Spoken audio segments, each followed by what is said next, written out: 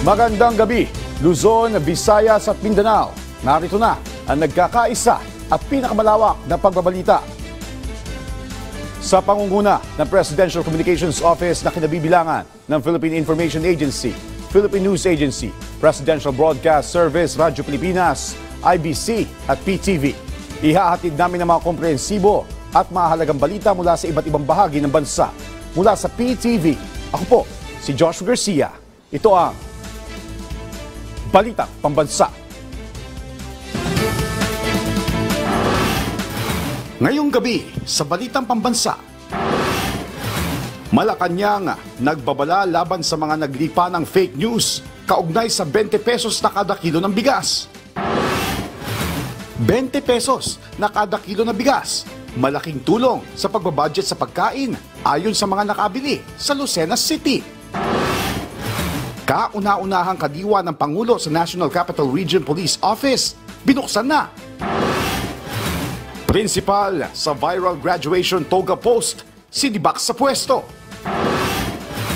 At silipin ang Pope Francis memorabilia sa University of Santo Tomas. Una po sa ating mga balita, ipinagtataka ng Malacanang kung paano nagkaroon ng video ng umano'y mababang klase ng bigas na iniuugnay sa 20 pesos per kilo na programa ng pamahalaan. Gayong pinaplano pa lang naman ang rollout nito. Ayon sa palasyo, isa na naman itong malinaw na fake news. Ang detalye sa Balitang Pambansa ni Kenneth Pasyente ng PTV Manila. Ito ang kumakalat na video kung saan pinapakita ang hindi magandang klase ng bigas. Ayon sa post, ito raw ang ibinibenta sa halagang 20 pesos na iniuugnay sa programa ng pamahalaan. Ayon sa palasyo, malinaw na paninira lamang ito ng mga kritiko. That's fake news. Disinformation. Mag-ingat po tayo, lalo-lalo na po na pinakita po ni Senator Tolentino ang halaga sa isang cheque para sa mga keyboard warriors. So dito po mag-ingat po ang mga Pilipino dahil ang ibebenta po na bigas ay yun sa mga authorized outlets. Pagtataka pa ng Malacanang, paano magkakaroon kaagad ng ganitong klase ng bigas, gayong binabalangkas pa ng Department of Agriculture at mga LGU ang pag-roll out ng programa sa Visayas Region. Malinaw nila ang motibo na may ilang ayaw magtagumpay ang programang ito ng pamahalaan. Hindi pa po nasisimulan ang paglabas ng bigas na ibebenta sa market at sa kadiwa. Patungkol po dito sa proyektong ito. Hindi pa nga nakikita, wala pang nakikitang bigas na ibebenta, pinipintasan na. Pinipintasan na panghayop. Sinabi na rin po ni Secretary Laurel ang pagkadismaya niya sa statement na ito ng Vice Presidente. Sa harap ng mga puna, muli namang binigyang diin ng palasyo na maitutuloy ang programa para tugunan ang pangangailangan ng mga Pilipino, kasabay ang pagtitiyak na maayos na klase ng bigas ang ibibenta.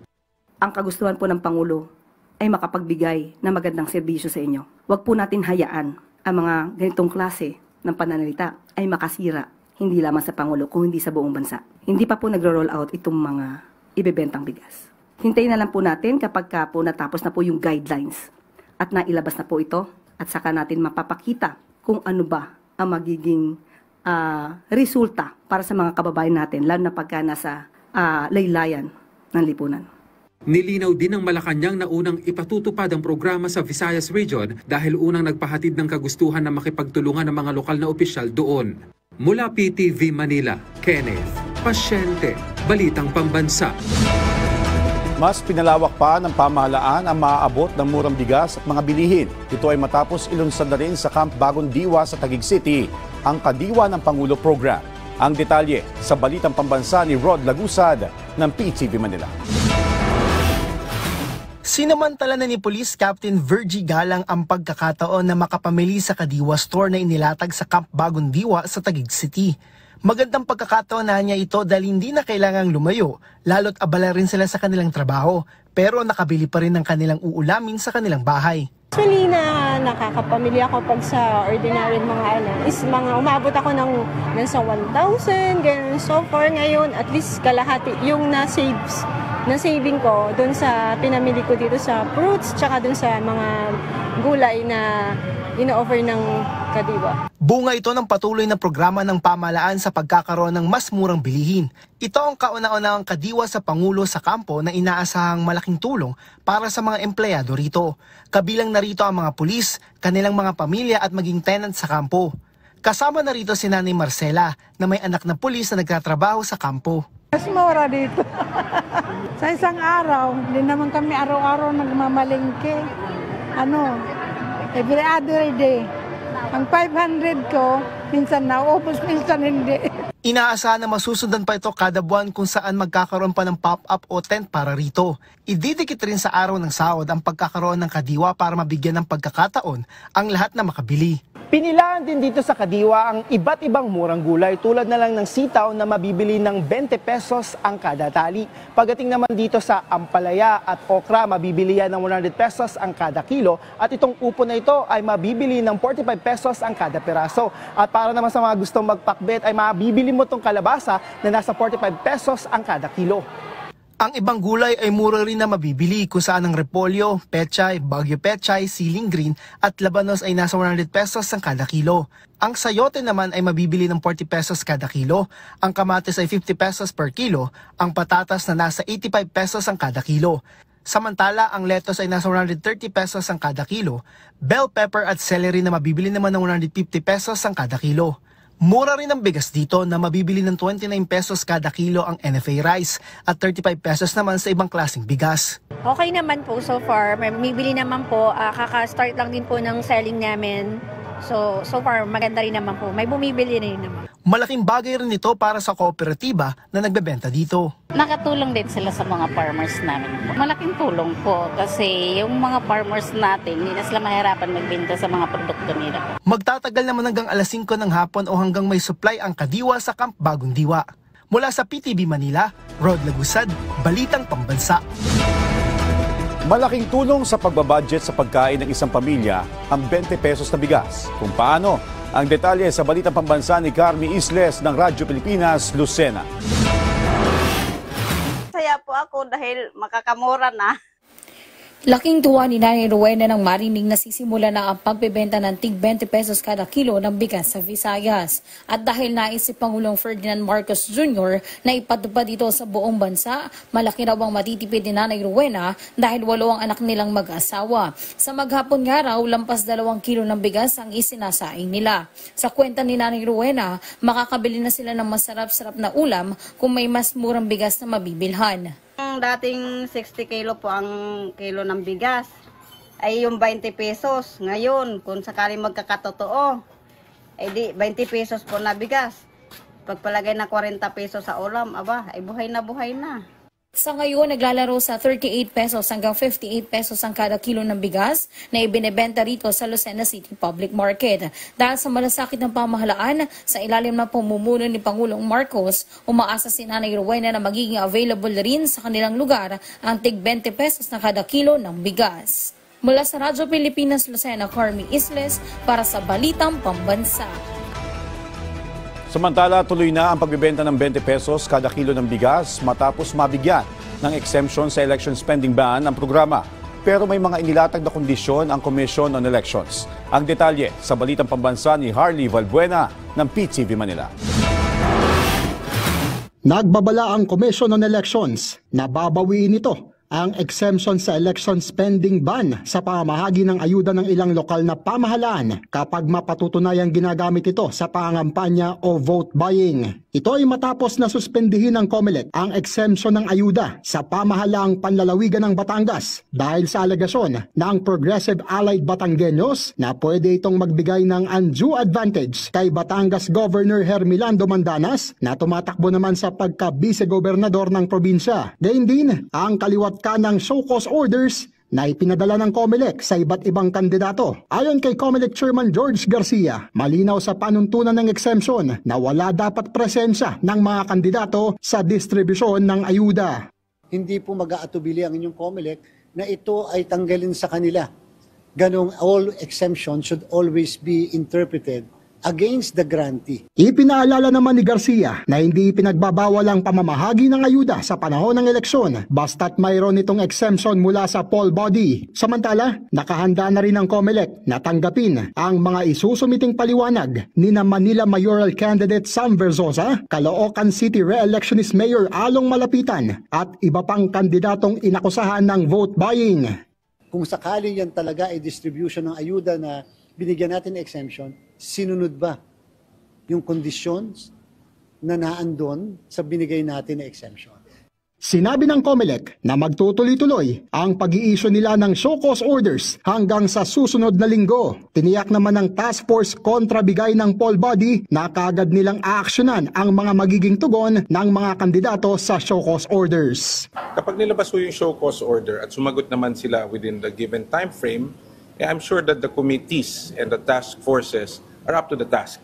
In the same way that agaran nilang ipinalabas, agaran din ho nilang didesisyonan yan kung tutuloy sa pagsampa ng motu proprio petitions or kung tatanggapin yung paliwanag na katanggap-tanggap. Mula PTV, Arnie Valbena para sa Balitang Pambansa. Alinsunod sa direktiba ni Pangulong Ferdinand R. Marcos Jr. na palakasin ang pagbili ng palay mula sa mga magsasaka. Umabot na sa ngayon na mahigit 10 milyong sako ng palay at mahigit sa 1 milyong sako ng bigas ang imbak ng NFA o National Food Authority. Ang buffer stock ng NFA ay sapat para mapakain ang buong bansa sa loob ng 10 araw. Ito na ang pinakamalaking imbak ng NFA mula noong 2020. Ayon sa NFA, may natitira pang mahigit sa 12 bilyon na pondo para ipambili ng palay sa mga susunod na araw. Bahagi ito ng paghahanda ng NFA para matiyak ang sapat na supply ng tig 20 pesos na bigas na target maibenta sa buong bansa. Una nang inanunsyo ng Agriculture Department na sisimulan na ang pagbebenta ng tig 20 pesos na bigas sa Visayas at palalawigin pa ito sa buong bansa sa hinaharap.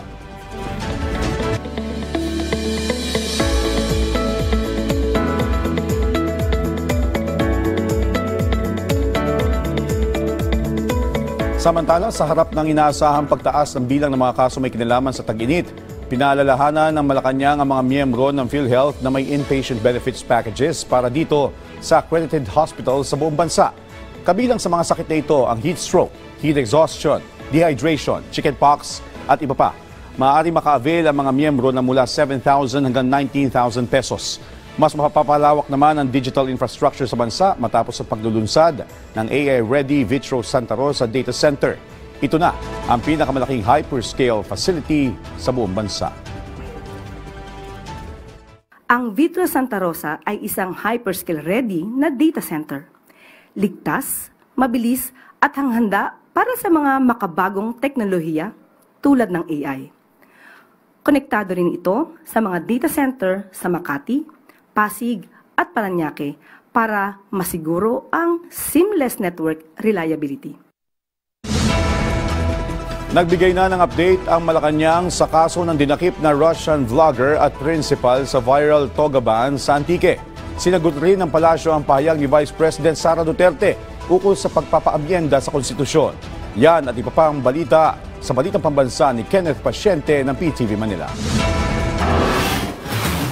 Nasibak na sa pwesto ang isang principal sa Antique na nagpatanggal ng mga toga sa isang graduation rites. Ayon sa palasyo, batay na rin sa direktiba ng Pangulo, agad na nag-imbestiga ang DepEd sa insidente na nagresulta sa dismissal ng guro. Gayunman, nilinaw ni Palace Press Officer Attorney Claire Castro na hindi naman na-revoke ang lisensya nito at maaari pa rin siyang makapagturo. Pinag-aaralan na raw sa ngayon ang isasampang reklamo laban dito.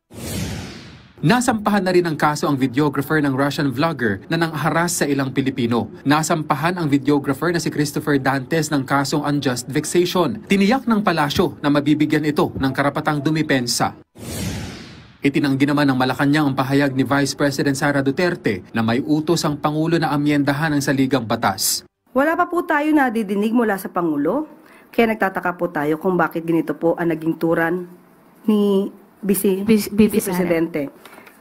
Sa ngayon po, tatak fake news yan. Intrigang walang ebidensya. Wala pa pong napag-uusapan tungkol dyan. Pinabulaanan din ni Castro ang sinabi ng bise na posibleng magpinsan sila ni ACT Party List Representative Franz Castro. Sinabi ko po na kami po ay hindi magkamag-anak, magkapareho lang po siguro ng surname, pero hindi ko po ikakahiya kung siya man po ay naging kamag-anak ko. Dahil siya po ay makabayan. Masasabi po natin makabayan, makatao rin po. Pero nagkataon lang po, hindi po kasi kami magkamag-anak. Mula PTV Manila, Kenneth Pasyente, Balitang Pambansa. Samantala, nilagdaan na ni Pangulong Ferdinand R. Marcos Jr. ang 4 pambagong batas, kabilang ang may kinalaman sa IPIRA Law at FIVOLCS Modernization Act. Ang detalye sa Balitang Pambansa ni Abby Malanday ng PTV Manila. 4 pang panukala ang nilagdaan ni Pangulong Ferdinand R. Marcos Jr. para maging ganap na batas. Una rito ang Republic Act No. 12179 o Electric Power Industry Reform Act o IPIRA Law na layong palawigin ang corporate term ng Power Sector Assets at Liabilities Management o SUM Corporation ng 10 pang taon. Pinangangasiwaan ng SUM Corporation ang lahat ng utang ng National Power, mga pagbabayad ng capital lease sa mga IPP at ang elektriko o patungong National Electrification Administration at iba pang ahensya ng gobyerno. Isinabatas din ng Republic Act No. 12180 o ang batas na nagtataguyod ng modernisasyon para sa Philippine Institute of Volcanology and Seismology o PHIVOLCS at ang nararapat na batas para rito. Tatawagin ng batas na PHIVOLCS Modernization Act na layong palakasin ang kakayahan ng PHIVOLCS lalo na sa aspeto ng kagamitan na teknolohiya para sa mas epektibong pagbibigay impormasyon sa publiko. Samantala, nilagdaan din ni Pangulong Ferdinand R. Marcos Jr. ang Republic Act No. 12178 o ang batas na magdedeklara sa May 16 kada taon na National Education Support Personnel Day. Magiging special working holiday ang araw na ito at magbibigay mandato sa Department of Education at Commission on Higher Education na pangunahan ang pagdiriwang at magkaroon ng sapat na pondo para rito. At panghuli, isa ng ganap na batas ang Republic Act No. 12176 na layong pataasin ang bed capacity sa Tomas La Chica District Hospital sa munisipalidad ng Jose Abad Santos sa probinsya ng Davao Occidental. Sa ilalim nito, itataas na sa 50 kama ang mayroon ng ospital mula sa 25 at pagkakaroon ng pondo para rito. Mula sa Philippine Television Network, Abby Malanday para sa Balitang Pambansa.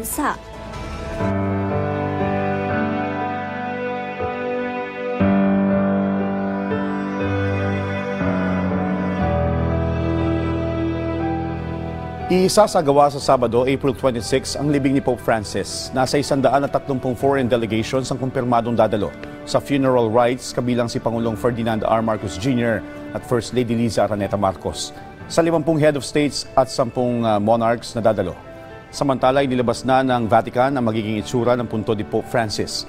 Gawa ito sa simpleng marmol na nagmula sa Liguria, ang hilagang kanluran ng rehiyon ng Italia. Samantala, ipinasilip na rin ng Vatican ang paglilibingan kay Pope Francis sa loob ng nasabing basilika. Ayon sa ulat, ang mga bato na ginamit para sa kanyang puntod ay nagmula sa Liguria region sa Italia kung saan nakalagay ang salitang Franciscus at reproduction ng kanyang pectoral crossing Liguria ang siyang pinagmulan ng kanyang lolo at lola. Samantala, pinangunahan ni Luis Antonio Cardinal Tagle ang ika-4 na gabi ng pagdarasal ng Rosaryo sa harap ng Basilica of Saint Major or Saint Mary Maggiore sa Roma. Isang araw bago ang nakatakdang libing ni Pope Francis bukas. Dito ay hinikayat ng Cardinal ang mga mananampalataya na patuloy na ipadalangin ang kaluluwa ng namayapang Santo Papa. Samantala, nanawagan naman ng Catholic Bishops Conference of the Philippines sa publiko na iwasan ang pagkampanya kay Luis Cardinal Tagle na maging Santo Papa. Sa halip, sinabi ni CBCP Episcopal Commission on Public Affairs Executive Secretary Father Jerome Ceciliano na ipagdasal na lamang ang mga cardinal electors sa kanilang pagpili. Giit pa ni Ceciliano, ito ay para maiwasan din ang pagkakaroon ng impresyon na ang gagawing pagpili sa bagong pinuno ng Simbahang Katolika ay may external influences at hindi sa desisyon ng conclave. Ayon naman kay Caloocan Bishop Pablo Virgilio Cardinal David na tumayo din bilang CBCP President, ang pagpili ng susunod na Santo Papa ay isang eleksyon na walang kandidato. Walaan niya makakapagsabi kung sino nga ba ang susunod na magiging leader ng Simbahang Katolika at ang kanilang obligasyon ay ang kilalanin ang bawat isa. Ang lagi umanong tanong ay hindi kung sino ang kanilang gusto, kundi kung sino ang nais ng Panginoon. Bagay na nangangailangan anya ng malalim na pagdinilay. Inaasahan magko-convene ang conclave sa Mayo matapos ang 9 na araw na misa sa St. Peter's Basilica na magsisimula sa April 27 o pagkatapos ng libing ni Pope Francis. 135 cardinals na nasa edad 80 taong gulang pababa ang maaaring bumoto sa papal election. Tampok sa University of Santo Tomas ngayon ang isang exhibit na nagpapaalala ng pagdalaw ni Pope Francis sa Pilipinas noong 2015. Ang detalye sa balitang pambansa ni Jel Guzman ng Philippine Information Agency, NCR. Bilang pagbibigay-pugay kay yumaong Pope Francis, itinanghal ng University of Santo Tomas ang mga memorabilia ng pagbisita ng yumaong Santo Papa. Matatandaan noong January 18, 2015, isa ang UST sa mga binisita ni Pope Francis kung saan siya ay malugod na tinanggap ng libu-libong mga mag-aaral, guro at iba pang mga bisita. Isa sa mga nagbahagi ng kanyang masayang karanasan sa pagbisita noon ni Pope Francis ay si Professor Peter Rico Wong na dating mag-aaral ng UST. Ibinahagi ni Professor Wong na masaya siya na napili ang UST na madalaw ng Santo Papa at naging mapalad din siya nang mapili bilang isa sa mga student group leaders para sa pagbisita ni Pope Francis. Yeah, during that time, the university, UST was selected as the venue for the youth encounter. And during that time, I was a graduating student. I was also privileged and honored to be part of the youth leaders, to be seated near the Pope. So, at that time, we were very excited because syempre we're in a Catholic university and we're seeing the Pope, especially here in the university. Inilarawan pa ni Professor Wong si Pope Francis bilang malapit sa mga kabataan. Him as a Pope, very close to youth, very open. I would say na very open to fresher and more conventional way of how we live right now. The world is changing, very fast. And I think the Pope adapted to our ways. And I think yun yung connection natin. Ilan sa mga nakadisplay sa memorabilia exhibit na matatagpuan sa main building lobby ng UST ay ang papal chair na ginamit ni Pope Francis sa UST at ang pen na pinansulat niya sa University Guestbook kung saan nakasaad ang kanyang pagbati sa mga mag-aaral at guro ng universidad na anyay Culture of Encounter. Bukod kay Pope Francis, dati na ring binisita ang UST ni Pope St. John Paul II noong 1981 at 1995 at ni Blessed Paul VI noong 1970. Pumanaw si Pope Francis nitong Easter Monday, April 21. Bukas ang exhibit para sa publiko, handog ng University of Santo Tomas para kay yumaong Pope Francis hanggang Sabado, April 26. Nag-uulat para sa Philippine Information Agency National Capital Region, Jel Guzman, Balitang Pambansa. Bayan, huwag po kayong bibitiw at magbabalik pa ang Balitang Pambansa.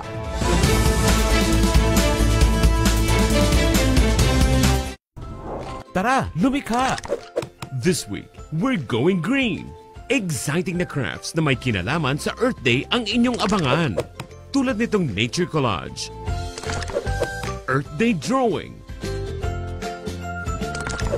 at 3D Mini Forest na gawa sa recycled materials. Sining ang magniningning dito sa Artsy Craftsy! Paalam! Artsy Craftsy! Sabado, alas 10:30 na umaga. Dito lang sa inyong People's Television. From local to international cuisine, tara na sa another food venture that will satisfy our palate. And magsa-start na tayo. Safa. Safa. Papa. Eats Fun goes to Fairview. Kasama ang certified foodie na si Leslie Ordinario para sa mga pagkain made from scratch and made with love. Dadang sarap. Ganda pala yung lasa pag pinaghirapan. Eats Fun. Ngayong linggo, alas 10 ng umaga. The secret ingredient is love. Dito lang sa PTV.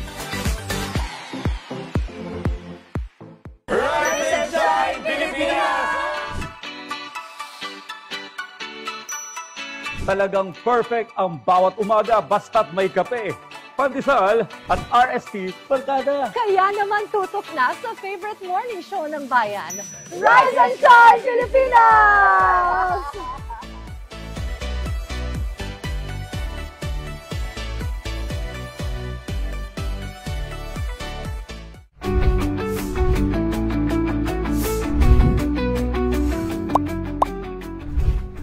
Sa mismong araw ng halalan, may mga gawaing ipinagbabawal sa ilalim ng batas para mapanatili ang kaayusan at kaligtasan ng lahat.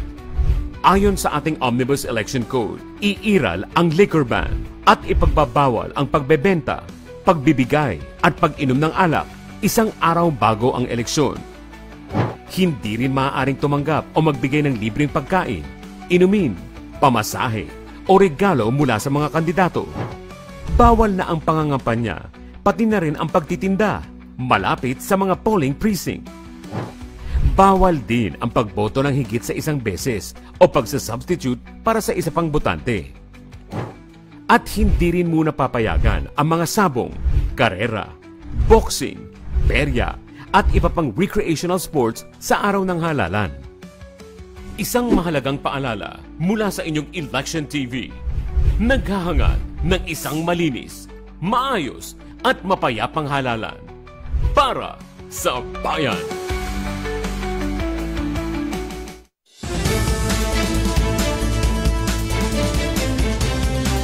Tatlong Santo Papa na ang bumisita sa bansa.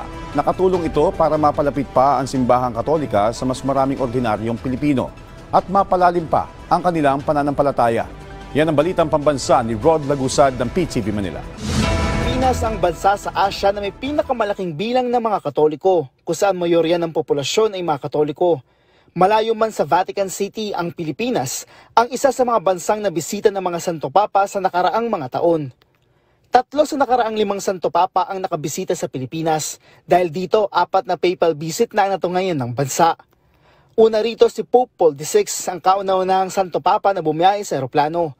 Ayon kay Diocese of Cubao spokesperson Father Aris Sison, kasama ang Pilipinas na nabisita niya noong 1970, kung saan nagkaroon pa ng attempted stabbing pagdating niya dito sa Maynila. 2 beses naman nakabisita sa bansa si Pope John Paul II, ang Santo Papa na may pinakamaraming bansang nabisita, dahil na rin tumagal ang kanyang papacy ng higit 26 na taon. Taong 1981 nang unang bumisita si Pope John Paul II sa bansa. Kasama sa naging pakay niya ang beatification para sa unang Pilipinong martir na si Lorenzo Ruiz. Kwento ni Father Sison, seminarista pa lang siya nang mapili na makasama sa naturang aktibidad, kung saan nakatitig lang anya siya noon kay Pope John Paul II. Muli namang bumalik ang Santo Papa noong 1995 para sa World Youth Day, kung saan umabot sa 4 na milyon ang dumalo sa closing mass nito sa Rizal Park. Isa ito sa pinakamalaking papal gathering ayon kay Father Sison. Anya, kwento ng mga tao noon ay parang nakita na rin nila ang Diyos nang masilayan nila ang Santo Papa. Sa pagbisitang ito, nagkaroon siya ng pagkakataon na mas makalapit pa sa Santo Papa dahil naitalaga siya para maging akay nito sa PICC kasama ang media. I think John Paul II speaks 8 languages. So, yung first 2 sentences, kinakausap niya ako in English. Ikababalik ko lang from Rome, no? So, sinagot ko siya in Italian. Ayun na, the whole afternoon, para ko siyang lolo. Matapos ang nasa 2 dekada, isang Santo Papa muli ang bumisita sa Pilipinas, si Pope Francis, na kilala bilang first of many. Gaya ng pagiging kauna-unahang Santo Papa mula sa Latin America at ipinanganak at lumaki sa labas ng Europa. Siya rin ang unang Santo Papa na mula sa Jesuit Order. Bumisita siya sa bansa noong January 15 hanggang 19, 2015. Dito siya binansagang Lolo Kiko ng mga Pinoy. Umabot sa 6 na milyon ang dumalo sa isinagawang misa sa Quirino Grandstand. Ito ang itinuturing na pinakamalaking papal gathering sa kasaysayan. Nagdaos rin ng misa ang Santo Papa sa Tacloban kahit masama ang panahon. Pakikiisa ito ng fontip sa mga biktima ng bagyong Yolanda na nanalasa noong 2013. Di niya ginamit yung prepared homily niya. Siguro dahil sa naramdaman niya talaga yung kalagayan, nakita niya yung mga naulila. He decided to speak from the heart. Dahil dito, mas naramdaman ng publiko ang sinseridad ng Santo Papa sa pagdamay sa kanilang pinagdadaanan. He was a welcoming Pope. And kung maraming tao feeling nila hindi sila karapat-dapat, feeling nila hindi sila pwedeng lumapit kasi makasalanan sila, no? Si Pope Francis opened the doors and said, everyone is welcome. You are welcome in the church. God loves you. Sa pagpanaw ni Pope Francis, nawalan tayo ng isang Santo Papa na sa pamamagitan niya, napalapit sa atin ang ating Panginoong Hesukristo. Sa mga maging pagbisita ng Santo Papa sa bansa, nakatulong ito para mapalapit ang simbahang Katolika sa mas maraming ordinaryong Pilipino. Kasama na rito ang mapalalim pa ang kanilang pananampalataya. Rod Lagusad, para sa Pambansang TV sa Bagong Pilipinas. Bayan, humarap sa in-person si Caloocan Bishop Pablo Virgilio Ambo Cardinal David, kaugnay pa rin sa pagkamatay ni Pope Francis at ng conclave. Susunod po yan pagkatapos ng Ulat Bayan. Samantala, bukas na po ang special coverage ng inyong integrated news sa ilalim ng Presidential Communications Office, kaugnay sa pagpapalibing kay Pope Francis. 2:30 po yan ng hapon. Ang paalam, Santo Papa Francisco, dito lamang sa inyong pambansang network, ang PTV. At dyan po nagtatapos ang 30 minutong ulat sa bawat sulok ng bansa. Samahan niyo kami muli mamayang 9:30 ng gabi para sa updated at pinalakas pambalitaan. Ito ang pinalawak na puwersa sa pangunguna ng Presidential Communications Office, kabilang ang Philippine Information Agency, Philippine News Agency, Presidential Broadcast Service Radyo Pilipinas, IBC at PTV. Mula sa PTV, ako po si Joshua Garcia. Hatid sa inyo ang komprehensibong paghimay at mahalagang usapin dito lang sa Balitang Pambansa.